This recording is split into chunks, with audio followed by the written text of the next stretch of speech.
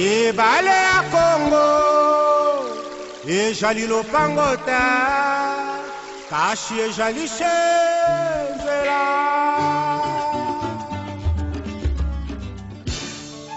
Mbote na balandi nyonso ya Molière TV Canal Plus.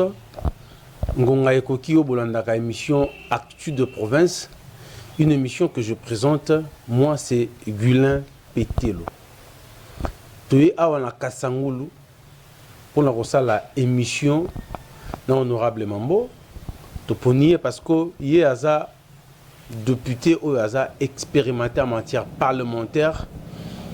Ça fait 3 mandats depuis que aza na assemblée provinciale. Yango après élection, il y a gouverneur. Tout le but tout ça la partage naie afin que tout me la population information. Toyoka qui est belé, balobi est belé, mais pour ces que Congo central est qu'un de l'avant, parce que la population a continué à tika la misère au yoté, compte tenu du fait que le Congo central c'est la 2e ou la 3e province où ils ont un bon mingi dans la République démocratique du Congo et contribue à rappeler mingi dans le budget national. Alors sans plus tarder, n'a pas si invité dans Ngambote. Bonjour honorable Mambo.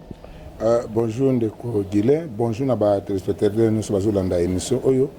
Bonjour à tous nous soutenir le combat parce que vous voyez que non, biso avez un avant-plan na arrêt 1171 Cour constitutionnelle et batu baduta nango que les choses en Congo central n'a très heureux à constater que n'a une raison, paix n'a qu'on est aux arènes raison. Ça fait 3 mandats. Depuis 2006, 2011, 2018, OSA na assemblée il y a Congo central. Cela revient à dire que OSA l'expérience y est belée. Mais l'élection est na Congo central. Oui, l'élection est très bien. Et respecter la démocratie, et respecter les textes. Même au niveau de l'organisation, au niveau de CENI, vraiment c'était très clair. Et 10 mois, il y a peut-être placement baratak et égalité. Donc, il est très bien. Nous avons appris que Babengisaki est député provincial à Congo central, à Kinshasa, plus précisément la même ligne.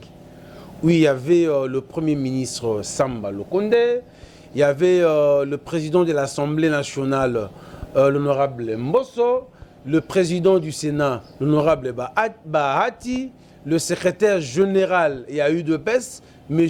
Kabouya, et puis M. Jean-Pierre Bemba. Est-ce que c'est vrai que Binonio Sobokende est Kinshasa? Merci pour la question. Ça tombe bien à personne en inspiration, pour personne occasion d'expliquer par rapport à l'information qu'on a c'est des faux. Parce que l'information qu'on a, biso de ça na compte, il y a s'approprier na projet 145 territoires. Le projet à 145 territoires, où ils ont initié dans le gouvernement central, il faut que les députés soient impliqués. Il faut se rendre compte que les déconcentrés et que l'organe contrôle au niveau provincial, la décentralisation, c'est l'Assemblée provinciale. Tous les 26 provinces, vous avez plus de 700 députés dans Kinshasa, et dans le Congo central, 700 députés dans la province présents dans Kinshasa.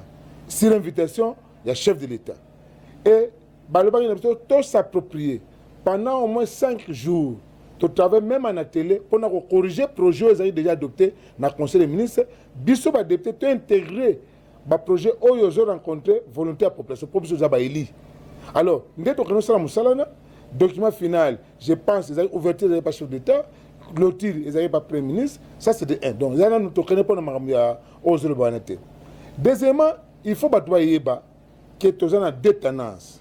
Même toi, tu as une opposition, tu as une indépendant, tu as une sacré. Et je vous confirme, à l'Assemblée provinciale, 90% des députés sont membres de l'Union sacrée.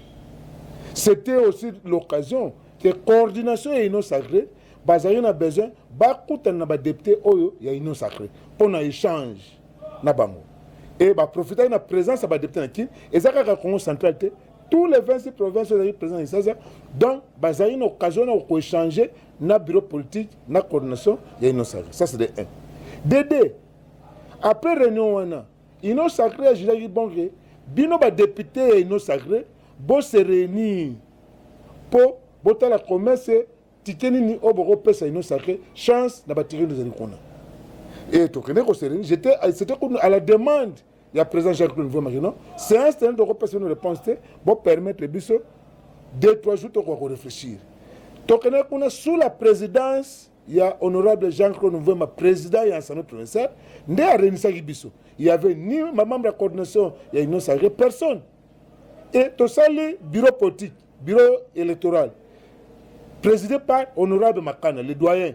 Nabiso. Il y a une commission électorale au niveau Nabiso pour organiser la première, pour répondre à la question, il y a une sacrée.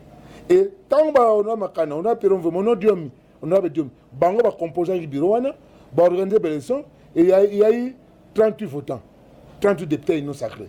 Et la pétition à Bango, ils ont eu 2 listes. 38, on a la Congo central. Il y a Congo central. Chaque province a reçu un Bango. 38 ans, ils ont eu la même ligne.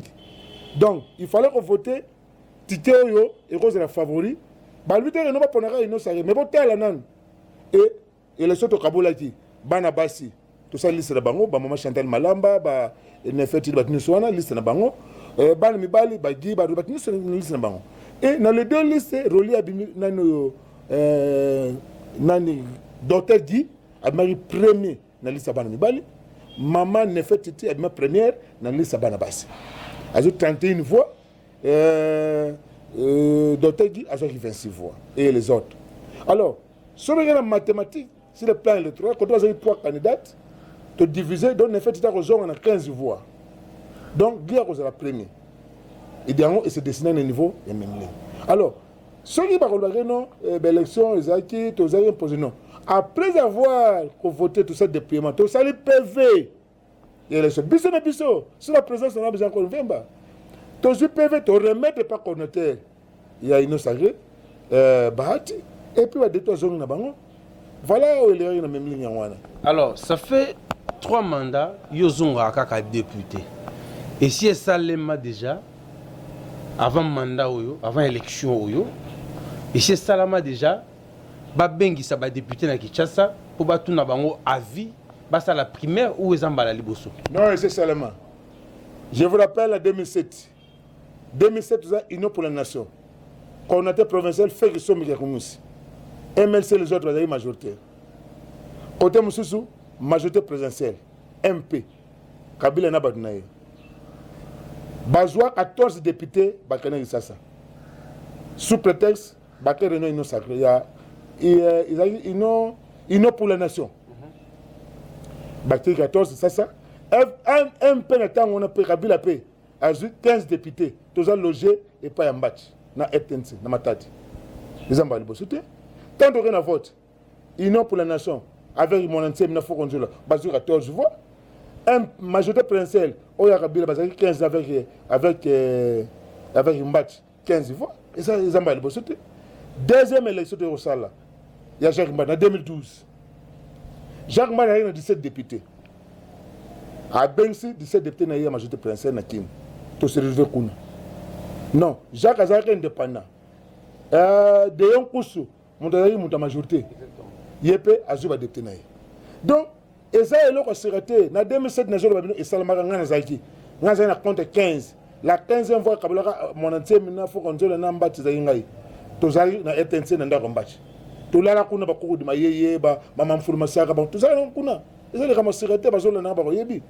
Bamso kana ko jeep na sasa on a compte Jean-Pierre Bemba bakana na ATC pour on se ba compte ba jeep ba 14 et les autres bango 14 biso 15 ba pour la forme wana to yesu na kan Jacques Mbaza na 17 députés to zali logé na couvent na matati côté Tetembo to ke to voter 17 voix na o ba terona ba 12 voix 11 télé au de azwaka et ça m'a dit cette fois-ci ba ben exception c'était pour que de voter mutu to zali tendance union se confondre.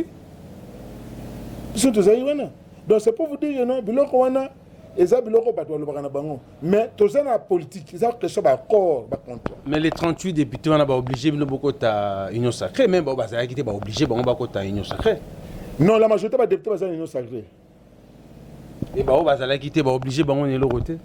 Non, exactement, il y a des gens l'union sacrée. Il y a des gens, ça la makala. Plus les députés, c'est une fille de des gens. Nous avons c'est bon. Parce que ma fille de des gens l'union sacrée. Nous avons rien dans ma tête, nous avons rien dans ma sand. Et pas vu ma canne, assis rien dans nous avons rien dans ma banzango. Tout, parce que ma fille de des gens. Et ça, non, bah, côté déjà, parce que la kuna. Alors, Lelo et Zolobam, qu'il y a de hauts responsables du pays au bazar derrière le candidat Moussous. Est-ce que vous avez dit que vous avez formule il y a tout bon, comme gouverneur, finalement, vous avez une injonction à Kinshasa? Bon, je pense que le soutien du Bosso, il faut tout dans le monde politique. Le gouverneur a ici dans l'union sacrée. Cela ne veut pas dire que c'est parce qu'il y a certains provinciaux les alliés. Donc, tout est dépendre de l'Assemblée provinciale comme institution. Parce qu'avant ça, il faut solliciter, investir dans le Parlement sur base d'un programme. L'Assemblée provinciale est ça, il y a le solo, on a M. Belé. Oui. Les bateaux censés changer. Je vous dis, l'élection est basée sur les critères. On attend que l'élection soit tout. Ils ont un critère. Même des années, mais c'est basé sur le discours. Vous savez, vous avez favori, vous avez corruption. Vous avez favori. Et là, caché, vous avez une vérité. Programme, lecture, pas de Parlement. Mais vous avez une vision, une image, mais dans la cité, vous avez un bango, makele la makasi, non, danger. Mais tu as 2 jours, 2 jours, du 2 au 4, vous avez ce programme, il y a eu des ratés. Même si vous avez favori, vous perdre le député Belé, parce que vous avez s'exprimer. Je vous dis, il y a un peu de l'élection, mais je dis, c'est parce que des docteurs Alexis quand même, Azak quand même, Moutou, Zalina, entrer belé au niveau international. L'organisme azanango. Des programmes limités dans le temps. Bakane belé a ce programme à 5 ans. Na kamwe. Aujourd'hui 5 ans vous avez combien de temps? Une année et demie à mandat. Il y a ce programme à 5 ans. Vous avez aventuré. Donc, ben je sais qu'il ne vous arrêtez parce que de se mettre d'accord pour ces news, n'a pas candidat. Il y a des échanges, de réunions, n'a pas candidat aux hommes. Dieu a parvenu à dans la vérité. C'est depuis le mois de septembre qu'il y a ça au sein de la province. Donc, je pense que tout personne nous chance na ma belle comme la Congo centrale, c'est plutôt de prier que nous va continuer à travailler. Mais tu as sa chance parce que conflit bandit déjà. Juste après les élections, tu as qui a déclaration dans point de presse, il y a honorable Diomi, Nenge a fustigé l'Assemblée, a fustigé le député, disant que le député Joachim Mongo. Et après, nous avons suivi la réaction, il y a le président Mwemba qui, de son tour, s'est attaqué à Diomi. Finalement, conflit comme entre les Congo. Est-ce que c'est facile à gérer? Conflit exact. Vous savez, M. Zara, pour Bachaïka, vous avez un député qui contre le Ranéen. Vous avez un député. Attends, vous êtes dans l'Assemblée Zate. Vous avez un député. Et tant que vous avez une corruption, oui, c'est lui le corrupteur. On a confirmé que nous avons des gens qui ont sali. Vous savez, M. Soubaza, en tant que le bac de l'euro pampamate. Alors, il a pesé dans le Congo central, pas le Babylon, non. Bon, tout à l'heure, il y a un je vous dis, il y a hier aux candidats gouverneurs. C'est qu'il faut aller sérieux pour gérer la province. On remet le député chèque à $25,000, chèque sans provision, pour voter. En dehors, on corrompt, on tombe une infraction faux et c'est faux. Hier, après ça, on doit faire chèque à l'écoute. Chèque à barré dans le coin, tout le monde a dans sa banque. Et le lot, on a $25,000 de coûter dans la banque. 9 000, 10 000. Il y a tout ça. Et puis, date limite le 9. Sur les 9, on est bien sauté. C'est ça, c'est correct. Élément de l'opinion. Il y a des choses qui sont comme la corruption. Deuxième élément, il y a des choses qui sont après, c'est bon. Il y a 10 000 sacs qui sont dans le Sénat. 10 000 sacs de ciment. Au Sénat, il y a plus de 25 000. Pourquoi? Attends, 2 000 sacs, ça va rater le Sénat. Donc, après ça, de bande, ne va pas dire que la bande donne le couteau au santé. Mais là, il y a un procureur qui a action contre lui. pour faux et de faux escroquerie. Tout à fait, même, ou tout aussi de pèse chance, mais à cause de la frappe, la gouverner. Si vous avez regardé la corruption, il y a corrompu, il y a corrompre, puis à mettre via ma député en danger. Vous savez ce que le chèque sans provision de la banque, par contre, moi, je vais député, beaucoup de banques, zéro coûté, bah, quand on a piégé ma député. Mais c'est le premier qui crée la corruption. n'a pas ce élément oyo, to sanctionné pour y avoir corrompre biso. Et nous, on a le côté, 0 voix. Alors, est-ce que le nouveau gouverneur, le docteur Guy Bandou, par rapport à d'autres candidats, est-ce qu'il y a une expérience il y a Congo central? Est-ce qu'il y a une maîtrise il y a administration en Congo central? Est-ce qu'il y a Congo central bien? Parce qu'il y a évolué à Kinshasa et ailleurs. Je pense qu'il répète, c'est pas ça la question. À tous les journalistes, à Banzangou, à Tambona vélo, à Tambona moto, partout. Il y a dirigé la province bien. Ma belle, c'est ma belle route, la route, aux États-Unis. C'est que Frère Bolou, comme tu as une expérience, il y a province, il y a administration à province. Mais Gimbad, qu'on se le dise, on n'est pas contre lui. Mais à ça, la province, maîtrise, il y a province, gestion à province, apparemment, c'est pas ça le problème. À toi, dans la province, député, rapporteur adjoint, vice-gouverneur, gouverneur, 0 sur 100. Hein? Mon tour, comme ça, il y a dans la province, 0. Mais, pour tenir compte, il y a espérance à province. Espérance que nous aurons un salaire. Mais nous avons un docteur qui sans grande publicité. C'est un médecin, c'est un gestionnaire. Il y a 100 monnaie dans le monde, médecin de nuit. À travers la Banque mondiale, a démissionné pour appeler sa candidature à Congo central. À un forum de Jacques Mbadou. Fait Jacques Mbadou, il y a la Banque mondiale, l'organisation internationale, il y a donc, il faut que vous a une vision province. Et comment attirer les partenaires? Je vous assure, même si à sa campagne, à la veille même élection, il y a des partenaires Congo central, qui suivent l'élection. Prêt pour financer Congo central. On a un projet, il y a compter déjà.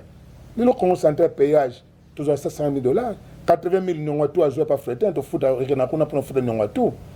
80 000, 44 000 $ pour payer les gens qui ont 3 ans de banque, province a foot de banque avec registré un bazar foot de bateau, bien ambassade de foot de chèque de 25.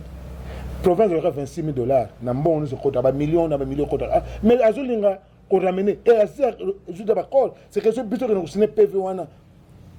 Non mais c'est pour ramener des forfaits à 700 000 à 20%. Si on regarde 20%, nous avons 600 à 700 000 $. Or, bon, on a le contrat de concession, ils ont prévu pour réhabiliter les sites agricoles dans le terrain provincial. Donc, à quoi fait-on un balamon qu'on a mangé le bambou?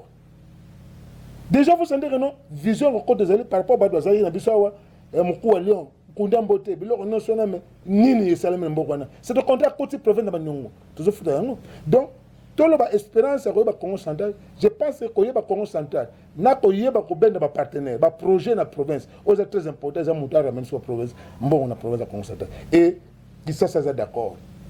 Nous avons ça qui bon à pétrole de zone avec Gimbad. Bon à pétrole de zone. C'est sûr de Babylone autorité d'aujourd'hui. N'a pas rien de ça. C'est pour vous dire de soutenir en haut. N'a le yéngete, n'a bon côté, mais c'est ça va 18 de zaïna. Ce que le président a dit, le professeur a organisé. Au EBK, on a 3%, on a 10%. Le péage, on a forfait, on a 10 à 20%. Pétrole, on a professeur concentré. Voilà, on a obtenu, on est motivé pour couper sa doté. Et tout ça, tout ça, c'est tout. Ce qui va vertir le lobby, une semaine, dans le monde, c'est compliqué. Il y a un pétrole. Souffrir, il y a des choses dans la casse, on a tout mbaillé. Alors, nabi kiyo bombakate bolbay bo voter parce que bazana banyongo na bino et bo voter pour ni parce que ba présenter non pas ba candidat non ça question ya bon ba banyongo ba tonsa bisoté ba tonsa ba collecte en tout ba futa 50% avant vote ba tindai. Ok, Bafoutaki. Mais en tant que député, la rumeur, il y a corruption. Il y a corruption. Oui, il y a corruption. Même si on a député, il y a corruption. On a député, on a 0 voix, corruption. On a choqué. Au moment où je sais, non, mais de yon coup, ça, suppléant qui est député, mais je revois, je sais que vous avez un coup sauté, vous avez suppléant, on a pété, mais vous expliquez on est. Mais la suppléant, ça a raison. Député Moko Yalokaya, a rassuré vidéo, qui n'a pas pu se voir dans la Mastanayo. Et d'ailleurs, un exercice suppléant, après ce qu'on fait, va député Yalokaya. Sur suppléant, d'ailleurs, le bien, il y a eu avant vote. Si on a voté, d'ailleurs, je vois mon corps. Et on sait député, on a où la voix rouge. On a voté mon souci. Pour comprendre qu'il y a un réseau qui est massanaye, à ce que ça y est. Bilo ça qui est moi. Aïe, ça y est avant vote. Effectivement, j'en ai raison. Tant que député a voté de un coup, c'était à bien de un coup, à bien la salle. Notre voté à calme zali. Ah, déjà c'est pelé. Donc comme nous avons depuis 0 voix. Nana kosi suppléant ou bien Massanaye a kosi. Et puis suppléant c'est une raison. Si on vote voir on a député de Kaya.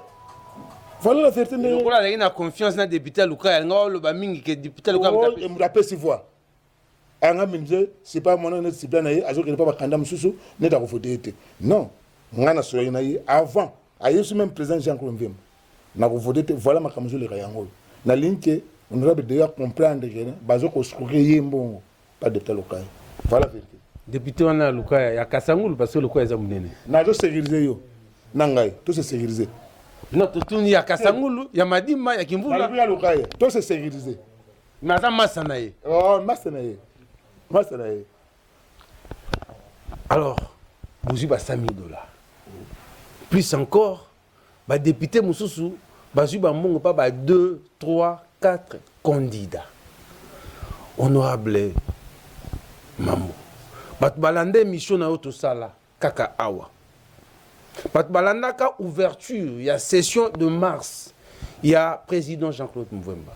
Bat balanda ka honorable Matoussi la tangwa siliki contre ba député, ba pesi bino raison. Ba bi ba député baza ba médiocre, baza ba minable, yo lo bayango.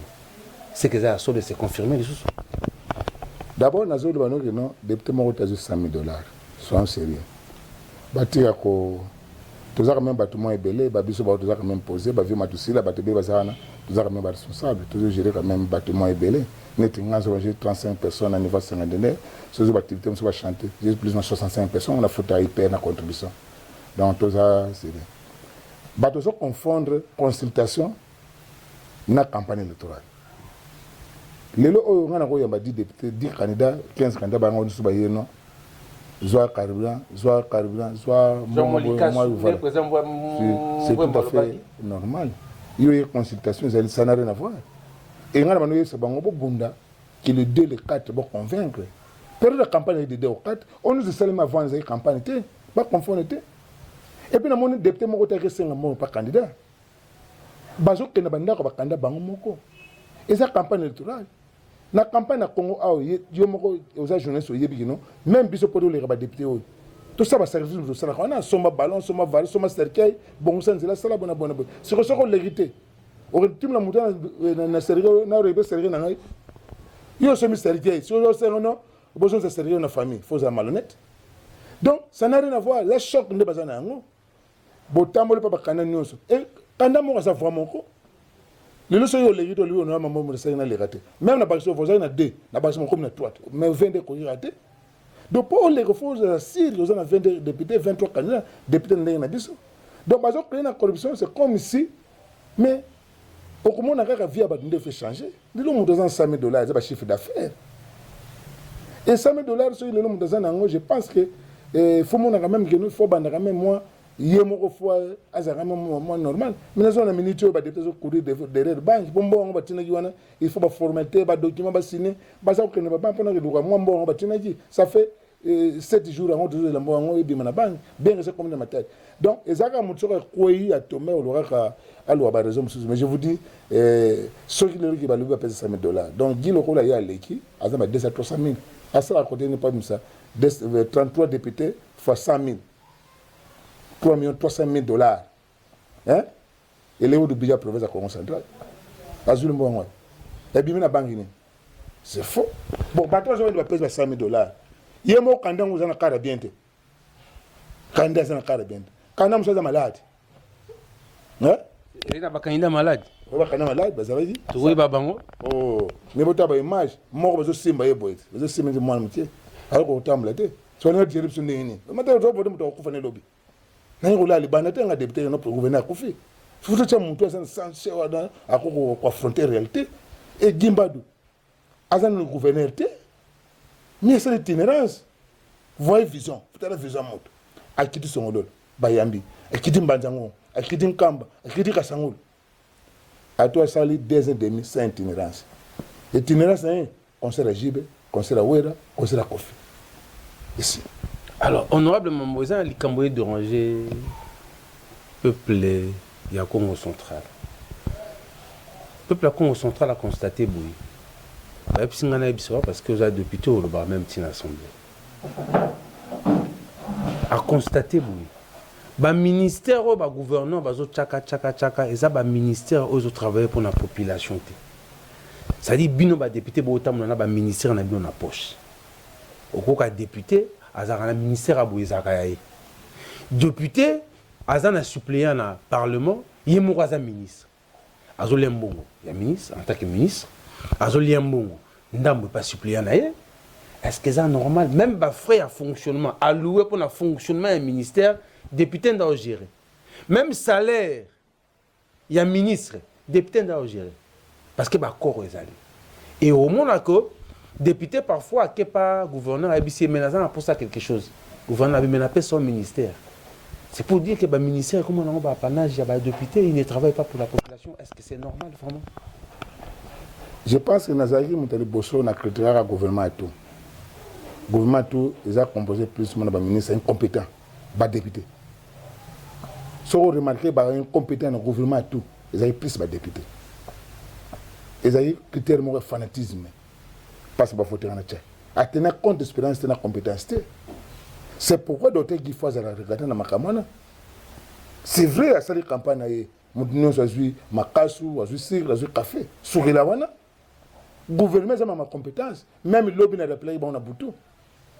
Tout ce sentiment, tu es bien sûr de Makambo, tu as fait le député de Makambo. On a fait le Masumba, on a fait le Biévilolo, on a fait le VG Luzolo. Au lieu qu'il peut poison. On a besoin de poison. Il ne faut pas te répéter, mais à toi, il n'y a pas ça là. Député, il faut que tu na base, il y a côté. Vous savez que non, papa comme ministre, moi, je suis député côté. Moi, je suis député na kata salle, je suis député non, à ça qu'on m'a commenté à côté en thé. Il y a on est fragilisé quand même institution. Institution que je ne pas, n'engue pas député 6 mois de tour.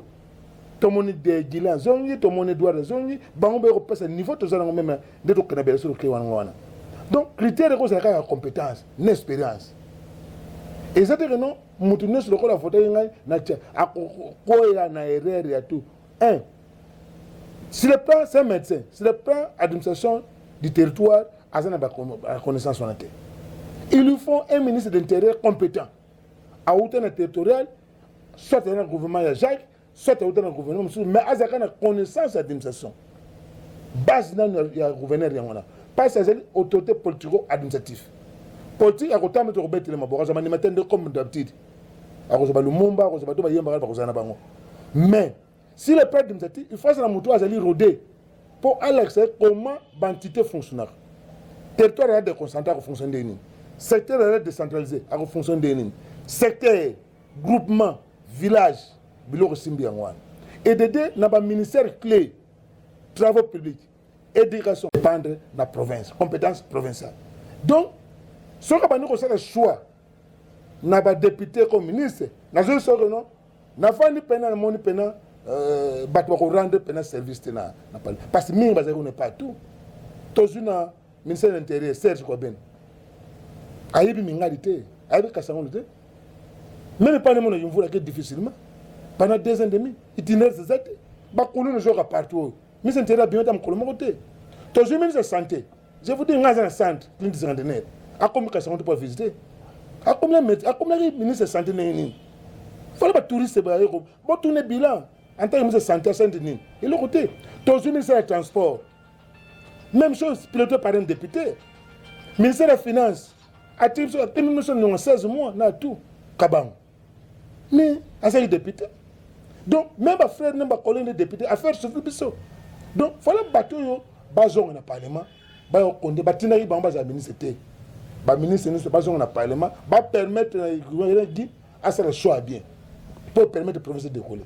Est-ce que le loyo par rapport il y a bagage parlementaire ni sozanango Moïse Ali au kutanana l'actuel gouverneur Guy Bandou a expliqué ba Jean Babiloko yo et au ko rassurer bisoko ba député ba organisation ba ministère na pocheté et Guy Bandou a reçu ba recommander parce que Kinshasa peut recommander des gens. Je pense que étape Tozali Isaïe Del Bosso n'a pas doté Guy depuis le mois de septembre. Ma campagne de l'élection a été. A eu tout un conseil soit repostulé. Na rassuré que nous aurons postulé pour capable. Vous êtes compétent. Deuxièmement, à l'équipe. Troisièmement, si vous êtes composé au gouvernement. N'a pas ce conseil. Si vous êtes mouton, vous avez un gouvernement qui non, toujours banque là, vous êtes mambo. Ah ouais, vous avez un salon. Pour n'avoir tout. N'a géré 3 gouverneurs. 4e n'a géré 2 alchimies. N'a géré 5 ans. N'a fait Jacques Mbadou 5 ans et demi. N'a tiré tout 2 ans long. N'a pas connu une année et demie dans l'équipe côté. Mais ce qui va retenir compte de l'observation, on a eu ça déjà. Ça ne sert à rien de faire ça, je député, dans un ministre. Oh, papa, ça c'est malhonnête. Il faut que le ministre. Il faut que la population paye. Ceux qui ont déjà le dans le Parlement, à qui dans le gouvernement, à trahir le peuple. Prochainement, peut se voter. Comment vous êtes un bon député, un bon ministre, vous êtes divisé par 2. Bon, il y a frère de monsieur divisé par 2. Bon, il y a fonctionnement ministère divisé par 2. Bah, il y a plus de commerçants que bon. Bon, on a pas ça, on a pourtant, il y a qui va coûter ma mort, ma camo, bah, poto, bah, non. Moi aussi, je vais construire comme mambo. Et on a entendu un mort, on a un salaire, on a une mission. Bah, on se voit aujourd'hui, bah, bon, bah, tu vois, bah, zoukuna, on va courir le monter. Bah, on va pas autant. Mais ça va bien mal acquis, au coin un jour, mais bah, bon, la maladie avec cause, ça n'avait fait. Les peuples, chaque jour, tu peux savoir la bise. Mon temps, mais je vous dis, le rabat député 2006-2007, tu as le job en image. Méconnaissable, hein? Méconnaissable, je vous dis vrai. Méconnaissable. Aujourd'hui, on est un député. C'est parce que Babilo Rwanda. Qui peut dire que vous êtes en Rwanda. Et il va foutre un jour. Voilà, tu sais, le technicien Abisso Bruno Binonga a balancé les bisous spot publicitaire. Il y a un partenaire Nabiso 2MM, Delphin Pembele Matsusa, juré par Odon Touba et puis Tozon en émission.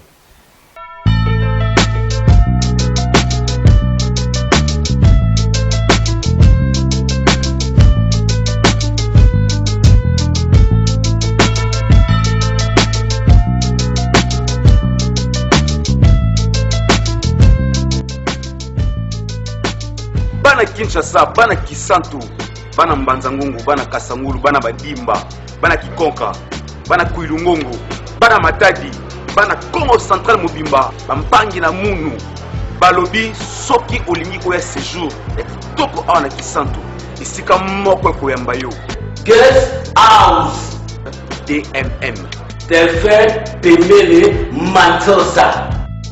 Et pour un bon kitoko, ba chambre kitoko, séjour kitoko, malili na kati babino ke séjour au passango ya kitoko ana kisantu.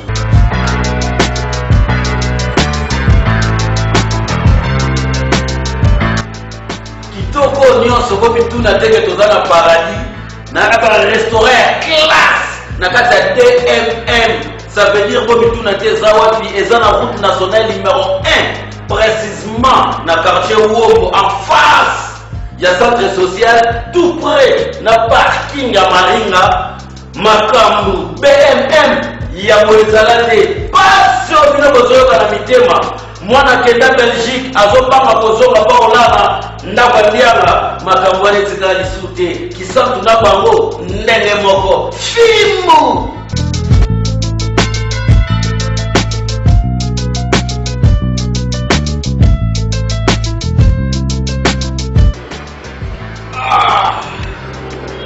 DMM, bah c'est jour qui dort on a dit ça.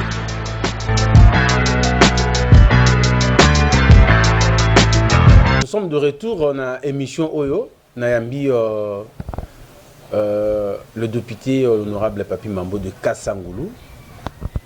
tozolobela après élection. Alors, honorable Papi Mambo, Nzela, dernièrement, le bien que vous avez compétence, il y a gouvernement national. Mais bateau Baokoufa, dans la plupart des cas, ce sont des Nekongo. Qu'on le veuille ou pas, aux Nekongo, Tokoma Nekongo. Nous avons perdu 2 avocats. Et c'est le cas bateau pas si belé. Mais ce qui rapidement, comment cet accident s'est passé, c'est que les gens qui ont un camion militaire, les gens qui ont un Kotambanzango Zoya, comme ils ont un descente, Francili. Na elle na ye amoni que citerne ezaki ya kokufa. Moya ke ndeko beta si ma citerne ezate azubanda baninga. Akute na jeep wala dans laquelle se trouvaient 2 avocats, bautaki ko makambo na parquet ya Kasangulu, a beti bango et a beti na taxi mongo ya Kimpese. Bato bakufi. Pourquoi tokoki ko réfléchir dans ce sens? Kasangulu, lui là, Madimba ou Kisantu, ceux qui ba camion et koufi, ba remo kaka yango tika ba fourrière, ponzelo eza moke, ezalaka libre. Parce que la plupart ba camion et koufa kananzela et posaka ba dégâts. Pour la dignité, gouvernement ya Congo central, akoki ko senga par exemple en collaboration avec gouvernement central, ba tongane fiske ba fourrière nanzela na niveau par exemple ya Kasangulu, ya Sonabata, ya Madimba, à telle enseigne que ceux qui camion koufi ba bendi yango ba tie yango et ba propriétaire wana ba ko futa même ba mbongo na nombre de temps ba camion ko ça na fourrière et ko ta mbongo même na trésor public ya gouvernement provincial ou les que bato ba kufa ka boy utilement. Est-ce que en tant que député vous pensez dans côté? Je pense que un jour nous avons personne en changeant à gouverneur. Comment ça dans les Allemands ne ba le ba kala. Ngana ko sala sur un gouvernement. Cette question, mon tout fois gérer, il faut avoir vision permission. Baba Kofi un accident wana. Il y a une province de éragé. Comme nous sommes militaires, ça comme nous militaires, antenne, ya tenue, ya couleur, na bato combien on. Comme nous il y a un certain colonel là, aux arrêts les lois sur le banabino, à louer ça qui on a $700 et qui nous a foufou côté à camp. Véhicule à l'État va faire louer ça on a monté un privé. Na $700, à jouer vendre $500, un colonel. Aza aux arrêts sur na auditoire militaire. Donc, ils ont une mission officielle à l'État. Ils ont une mission, il y a colonel. Et nous avons et comment il y a commerce au niveau armé. Et résumé, l'auditeur inspecteur à Kassango a président, a vu ben c'est le général de la Bengi, le colonel Wana va cheminer dans Banzango. Et commerçant a le rôle de choc à un hôpital à Massa na Kassango. Tous un contrat de concession entre la République et la province de Congo central. Si la nation numéro 1, je vous assure, je vous révélé le moment que nous, péage de monde a arrêté provincial de salaire. C'est ça le gouvernement central.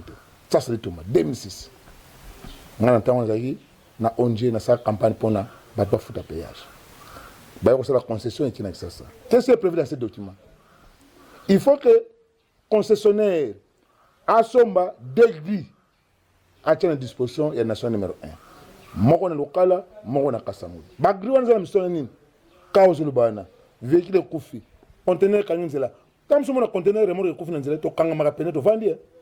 C'est pas toi qui revendre ba drone. Biso en principe, ce toujours il faut fonder un concessionnaire.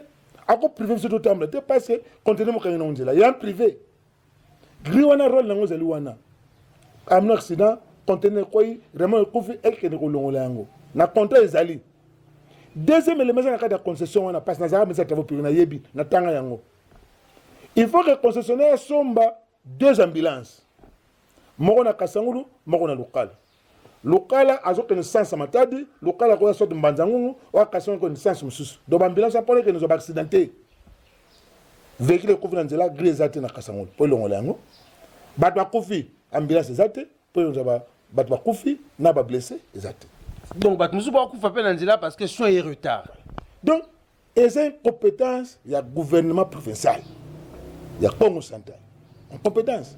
C'est pourquoi nous avons gouvernement sur les autres côtés. Et ça, par exemple, nous avons revoir la concession à M. Simon. Au besoin, ce que nous avons résilier le contrat. C'est possible. Parce que Simon, mais c'est Simon de me péage. Je vous assure, je vous confirme. Bateau ça y concession il y a Congo pays, Congo central, na mat forest pour d'abana pesa mat forest. Ezali ngam nous le banabino. Ngai atu defensimba. Tous ces bateaux la commission de contrôle, il y a pas de péage et na conclusion c'est la République est résidée contre at mat forest na province na pays. Barizla yango mais c'est Simon avec Sopeko. Et ngaka ka omo na senga gino ba bon ma Sopeko parce que ezali na contracté, ezali na document mo tezo faire fonctionner ce wana. N'interprète ministre de mon team na parlement, ministre travail. N'a pesé 48 heures. Et j'ai eu la réponse, bah déjà M. Chen, comme personne agrégée dans le Congo central, bah c'est en Angola, à Chine. Et bah c'est un contrat de concession, mon bagage payé, bah comment sécuriser par un contrat de concession avec 13 mois, n'a pas de façon dans tout. Avec maman, ça peut aller. C'est quoi population est banane? Population est c'est important. Mais c'est 6 mois dans la nationalité. Asa chinoise. Nationalité chinoise. Congolais pour gérer en Ouazate, il faut un chinois. Ils ont pris intérêt. Je vous dis, pour le péage, ils ont monstre. Na défi à Mondele Wana. En 2017, janvier 2007. Na réunion, au fil de route, ACGT, Bangoun, grands travaux, tout ça là-bas, on a noté du fleuve. J'ai signé contrat de concession parce que Biloro Ming est en guerre. Parmi les messages dans le gouvernement, ils ont Biloro Wana. Na kanga péage à interne. Parce que c'était un péage de trop dans le Congo central. Batouaï d'histoire wana. Na kenda avec les policiers, au Tchaba Kadena, tous les autres péages sera raté. Et bah ça y est tout dans le gouvernement. Si moi tiens bon belé plus de 30 000 $. Pour le gouvernement, j'ai dit oh, botir na vana na. Et qui est derrière lui?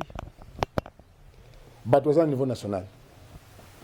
Bah ministre de pays au niveau national, bah CGT, bah office de tutelle, bah on doit être complice. Comment Biloko est la concession pour revendiquer en côté? Je vous dis, il faut encourager la Congo centrale. Mais il a fallu m'envoyer risquer. Pour nous, on a il a fallu m'envoyer risquer. Mais il y a ça sur le pendant autant d'années. Ni ne sait pas bango. Et pourquoi nous avons bango tiba gouvernement sur bango là? Un simple ministre des Travaux publics na longoli de Kassango Lufu Timouana Nanzela.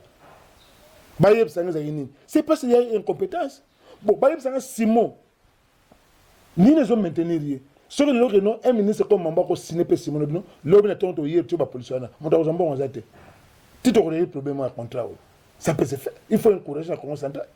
Batouza ma cache na roloba, mais le terrain, baza, ne l'autre côté, sur le banane. N'a pas un exemple. Moko, Louf faisait plus de 7 barrières. Batouza Tima Louf. N'a pas image, n'a pas de Batouza Loufouana. Il y a une liste populaire, Batouza na Loufou. Donc, Bajon Dimate, Nazanan. Parce que dans un texte, je suis encouragé. Non, Bablo Rosa est raté. Bilo Rosa le Bana, ils ont parce que Congo central, ils ont courir derrière Badouazan et ça. Bangomo, ils ont tiré profitement. Vous savez, beaucoup de candidats, ils ont la corruption, ils ont créé la corruption. Ils ont financé par M. Simon. Ils ont $1 million, $2 millions, $5 millions. Ils ont pas M. Simon. Pour le nid. Parce que le gouverneur dans l'équipe a protégé l'intérêt au niveau péage. Batuno sozo la corruption na bolanda bangote ba kene réalité ba problème na monsieur Simon ba jonsa mo monsieur Simon c'est ça le problème mbongo musuba le bango moko ba pesa ba député mbongo ante ezali topa mbongo te siko makambo ya monsieur Simon makambo ba ku financier parce que ba corps est respecté te bato ba ku parce que traitement zo en retard parce que ambulance ko avant et ju bango comme ici bango pas avant ba traiter bango ba biki mais ba ku parce que oka accident salami 5 heures du temps après, comme nous autres qui chassent ça, Matadi, Baroya, Baju, Bango, Baché, Bango, qui ne ont pas de conditions. Est-ce que les députés ne sont pas yébi, Maramba, contrat, ou bien ils ont un moto yébi? Mais je vous dis, les députés, ils sont en retard. Vous avez suivi dans le passé, comme si on a un professeur dans un péage, ça va continuer sur financer ça. Ils ne peuvent pas rendre rapport, ils contrôlent les Simon qui ont 40 000 $ à penser à Bango. Et quoi, je vous dis, entre Bango. De députés consentant. Il faut faire conscience, il faut seulement. Je vous dis, moi en tant que privé, je constaté que nous avons besoin de salamate. Nous avons une réponse dans sa population. Nous avons une ambulance, nous avons une ambulance, nous avons communiquer partout. Mais nous avons une commune Bango. Que en cas d'accident, à l'intérieur, l'État est absent dans le numéro 1. Bon, ambulance, bon, nous avons blessé, nous avons mort, bon, mais on a soit mort, soit on peut intervenir. Mais ambulance, on a payé. Nengana posé question après, mais je voudrais en profiter. Ambulance, c'est ça, yo. Hôpital à 51 heures, c'est ça, yo. Yo, pesi, ambulance, hôpital à 51 heures. Au commandant pour l'année. Parce qu'ambulance, moutouka, yo, moutosombi. Hôpital, c'est ça, yo, moko. Donc, pourquoi? Oui, bah, il faut attendre en français très bien. Bah, tu vas assimiler. Je m'excuse parce que bah, j'ai la confusion de l'euro.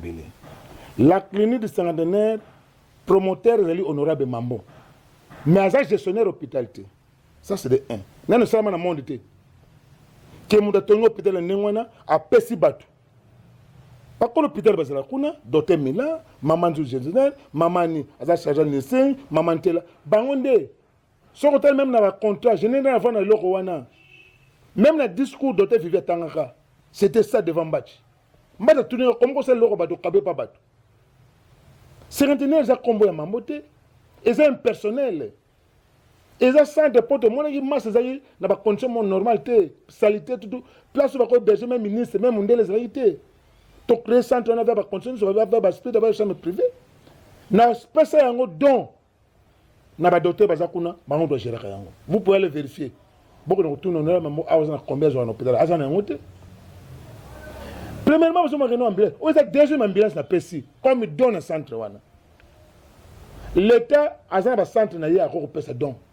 A ko pesa biloko belé belé. Et la plupart des centres où l'État sali, ndek kuna ba pote ba noter biloko belé.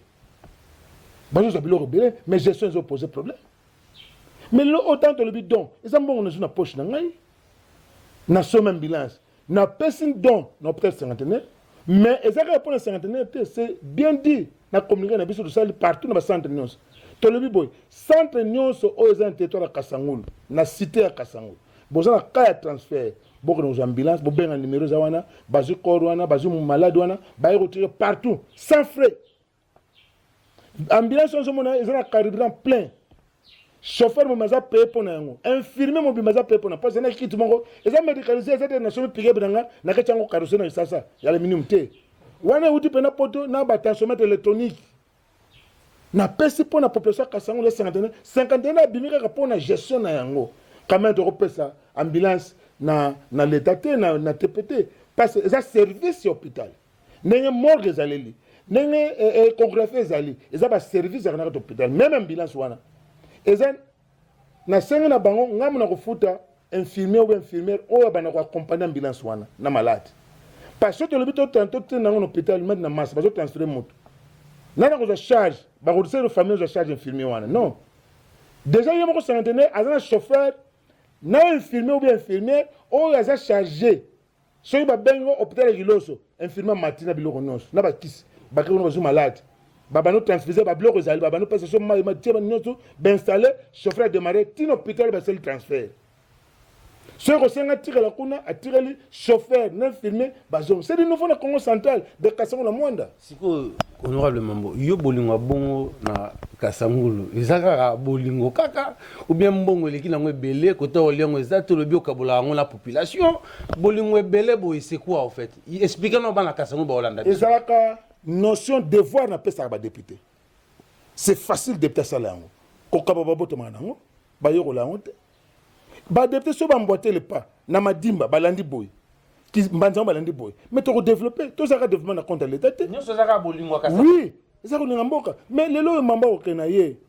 Je vous dis j'ai été élu. Ils ont mambo obozomo na face stabilité me doit voter qui en 2006. Pas voter qui papa na ngai. Asa comme c'est des zones. Bâtiment administratif à territoire à Kasangulu, c'est mon père qui a construit. Hôpital à Kasangulu la monnaie, c'est mon père. Bâtiment ndako administratif territoire, papa me tonyango. Bat va reconnaître bola mwana na 2006 ba voter ngai. C'est ngapel je tire ba trace lobby bana ba c'est la continuité ya biloko. Je vous dis beaucoup visiter l'école nous tout en il y a 2 niveaux, 3 niveaux. Et ça c'est pas des écoles. Na somme 2 bis. Pour me bana classe. C'est pour la première. Il y a ça na madimba école les zéro na bana classe na bis na madimba. Ata velo me bana zali. Mais il nous faut de ça na mboka. Na zo tonga mort 130 corps. Na zo la so maquette na zango sikoyo. 130 corps morgue moderne. Ce qu'on a mon 50 au coup des awana. Problème ezali ya donc ou bien problème ezali non absence ambulance na mboka ezali. Il faut te combler vide wana. Na Kasangulu ambulance ezali kata. Vérifier. Kasangulu ambulance ezali kata. Et ce qui montre la crise bonne volonté, il y a que plaisir, à tenir disposition, il y a PCR pour l'accident, à tenir disposition, il y a centre de santé pour le transfert. Mais je vous dis toujours la mort de Moro, Mambo Pem d'ailleurs en 2009, mort de Kassangout, Ngam d'ailleurs non. Mais la mort d'ailleurs non immunité comme le Libanda mis, seul comme au Bima. Donc, et comme on a un problème, mais vous prévenez guéri. Nous avons deuxième mort de Panangay. Bah, on critique nous tous, même pas critiquer. Est-ce que nous avons confiné même mort de Wana? Si on a confiné les 50 années, nous avons un secrétaire de 50 années, malade à l'Ibocha, là, à l'hôpital Wana. Moi, c'est un gros cas de bonne. Maman va dans le centre, je crois au Vinland. Elle s'est internée. Malaise dans là, à côté. C'est 50 années, ça a été. Ben, j'ai pas ça, non, quand même, il faut valoir ça. Honorable Mambo, député provincial. Député à Kassangoulou, mais député provincial. Olingi Kassangoulou koleka province, Olingi Kassangoulou koleka Madimba, Olingi Kassangoulou koleka Mbanzangoulou, Olingi Kassangoulou koleka Bas-Fleuve. Mais si on a temps ya osala yo moko te Congo central mobimba. Pona nini oponi batute ou opona ka batute tanga ba élection, o tchabango na Madimba, o tchabango na Kimvula, o tche moto moko na Cataract, o tche moto moko na Bas-Fleuve po ba bango pe ba matérialiser vision na wa. Oui, nazar déjà un projet ya ko recruter ba na ba territoire nonsu ko pesa bango tous en séminaire moi une semaine pour pesa bango comment ba roza ba député, comment ba roza la éli et to le financement. Yo ka se bato ba sa ba campagne ba ko ba 2000 ba zo rakati. Ba 2000 ko pesa on peut attendre 30 40 kadina na pesa. Donc ezaka bolingo ka santo même na Madimba vérifier ba archive. Ti mo benga ka santé masaki ba on tuna bango. Na futa bana yankandu bana 6e de 6e année ba frais ya examen d'état ba sala 100%. Na pesa 7 ordinateur na école wana. Naza ba kse bena sana na Mbanzango. Naza ba kse bena sana Matadi pe na Baba Fleuve. Parce que je suis dans le coup là, na kantina na kantina na hôpital le coup là pour na ko pesa ba don. Je pense que vision naza nango il faut que na partager on abato. Et ça projet de ça lango parce que mais pesa moi na niveau na députation. Vous allez sentir ba toujours comme député pour orgueil pour comme ne boyer comme na mais c'est le terrain rien ba tout ba pesa sur promesse bela ba mon na pété. Or mambo ça état d'esprit. État d'esprit, il faut transmettre en pas. Déjà, nous avons se préparer dans un centre pour nous animer conférence Mobimba pour démontrer comment on doit comme député. Oui, combien de fois si promesse on parce que centre bazo c'est là pour y karaté parce que le bel éveil. Éveil on a dans salon car ayuti. Dans salon. Nazoya, je vous confirme quand date lelo, je pense que d'ici avant le 17 mai, na rozana centre, le kitana luka na sala coordination sur place kuna ba bensinga susu na irka na Mbanzango pa betidia na ya ko développer susu na tout susu appel ya bana boma ba jeune boma za c'était mo onje bazana besoin qui animer conférence kuna bazo ko ronza pour voir ça salle na bilo onsu. Je voudrais des états d'esprit comme ko se répand de partout. Et mambo je pense que les écoles ba faut pas comprendre ngo les écoles Guilin je pense que boza to baninga na yo ko sala be mission depuis bané mambo arrêt tibeletion tout zoba avocat nyonso ya province nangai maître na bango bapoli banana batonite batona longo le batona za côté langai mais ba avocat nyonso mikemi makanda bobi en tout cas bapoli na ba député balaki sima ko na ba député ba malanda tout ba songi bazongi sima ko ba mambo coach tuna kombo ya mambo c'est na matière de coach basandi no maître za maître na ba mini gouverneur bazaki sima gouverneur à tout ba lembongo à tout après sima ba négliger ba poli na yebisa ko émission mo ba linga ya tout ato za masana ngai ya comprendre za na raison oyo ba nous ba kimi tout ba tout même ba député na yoan ba kimi même ba ministre ba postuler biso na président madouce ba na ko finga biso ato ligne provinciale to mitema be to za ba candidat ba to za ba candidat ba tout na ba animateur on a comme ça wana ba komba ba candidat heureusement giazana ba animateur te giazana ba animateur te aleki si obino mo le ba boza ba leader ko mais nene mboza incapable de le gouverneur boza capable mais mambo za leader na pesi gi wana ba image ezali gi ngai Justin nazo coacher bango ndeko za yela maître de maître naza fier maître tozara toujours des sengo ya royambayo ni nyokolo bana province ya Congo central surtout pour na bato yo bazoka ba campagne o ezako province il faut ningana tokotika tante s'il faut des autres tu as des ordres to malibanda nini koyi koyebisa na population et nini koyebisa na ba personnalité politique ya Congo central par rapport à une autre tika na ona gouverneur à Sikatozui. Je pense que toza na temps ko landa ba discours ya lukutate toza wana ya citer ba violence te muta malibanda zate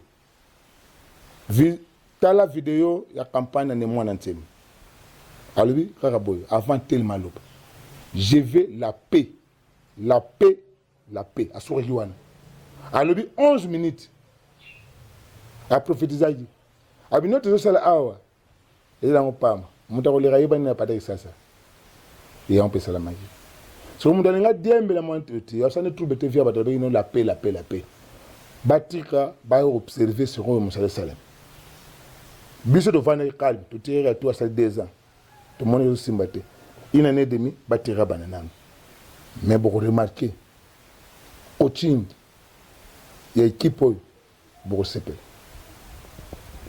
est-ce que justice a pu intervenir dans Makambo par rapport au fait que tous en a 2 rapporteurs dans la province, honorable Ben Salami rapporteur, honorable Mambo rapporteur, parce que plénière Oeko Isaka honorable son excellence Atoumatoubouana il y a un plénière Oeko Isa honorable Ben Salami, ça nous devons en parler population à Tindakiango. Si tout le monde dit que honorable Atunde Moutakouy, mais honorable Ben Salami n'est pas Zokoyate. Est-ce que lobby a posé problème de population yeba? Je pense que sur les provinces, quel que soit possible, on peut s'y au sale. Tout le monde peut s'y monter dans la province. Ça ne sert à rien. Nous avons mieux placé. Il y a aucun prochain temps, on a gagné. Au lieu de nous avoir na polarité. Tout ça intérêt à monter. Tout ça intérêt que la province est avancée. Salambi ou pas Salambi, province est avancée. C'est un faux débat. Na conseil ba député qui na contestation te ba candidat qui na contestation ba ko perdre ba ko na qualité te ngam na qualité na contredire ba na contredire ba batika tous na besoin paix. Je vous dis sincèrement mais surtout na za un intérêt mutem mabe na ko bloquer province mais tous na besoin de bloquer province te to réclamer qu'il y a tout des problèmes de la province mais to remplacer à tout mais to tika quand même oh côté atene quel que soit bureau ko za la wana et tika no wana problème à ce même province ko développer province te nous avons développé la province, c'est-à-dire gouverner la province équipe de nous. À top, à côté, tout ça est en retard. Il y a 2 ans de par rapport au problème. Au lieu de ça, on a confusion, on a un procès, pour financer aux années d'une. Jury au fond, on a droit au Yebi. Mais si on a la cour constitutionnelle, la cour constitutionnelle a 6 mois pour arrêter d'arrêter. Tout ça, déjà, le mois de mai. Tout le procès faut 6 mois. Donc, comme 11 mois, on doit s'en aller. Et qu'on profite de la justice. Parce que tout en termes de procédure, et qu'on bloque investir ordonnance de chef d'État. Donc, le gouvernement a encore été. Donc, on est intermédiaire pendant une année. Bon, tant qu'on relever option dans le mois de décembre, bien en novembre, pour gouverner ça combien de mois? Si il y a 7 mois, tu peux me promettre il faut que tu tires à Mouta poser une fondation. Une année et demie, va poser une fondation. Base. 2023, gouverneur, en 2024, a élevé ma mire, province de décoller. Je conseille aux candidats, je conseille aux honorables députés, problème moi, bâtir en haut, les entamotés. Peuple ça souffre, peuple a besoin de suivre dans la tête. Mais dans le monde, ça a bâti belge place wana. À Rossani, les équipes de changer de province. Donc, je pense que tous les temps, il y a quelque chose qui va confiter. Tout a peine à province, il y a des moyens de se faire. Et je pense que tu as gagné, que tu as un débat, il y a battu. Nous avons réclamé. Nous avons pas eu de manios. Nous avons remis les prises dans la limite. Nous avons remis un coup d'appel. Déjà, nous avons eu mal à nous. Nous avons un coup d'appel. Nous avons remis un coup d'appel. Et nous avons pas repos. Pour un salaire remis de prise, dans salam. Pour un c'est pas seulement que nous avons un rapporteur. Et nous avons un rapporteur. Si nous avons un poste à monter, le problème dans la province est avancé. Voilà, c'est la fin de cette émission. Bino Mo Bolandi, vous tirez ma conclusion à Bino. Et restez branchés sur Molière TV Canal Plus. Tout coup, dans un prochain numéro. Au revoir.